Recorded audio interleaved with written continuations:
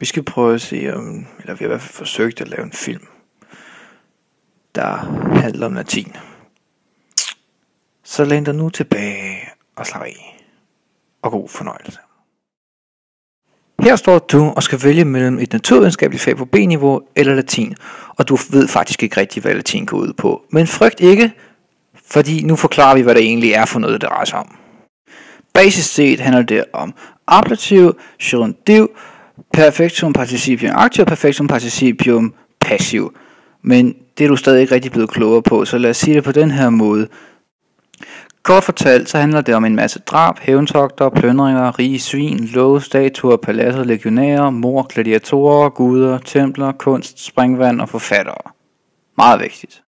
Så vi kan i hvert fald garantere for, at du lærer, at Cæsar har du udtalt fuldstændig forkert hele dit liv. Der findes en 5. kasus, og du finder ud af, hvad det vil sige at have 0 elevtimer. Vi kan i hvert fald også garantere for, at du kommer til at beskæftige dig med at oversætte, og dertil finder du ud af, at også i datiden var man pervers.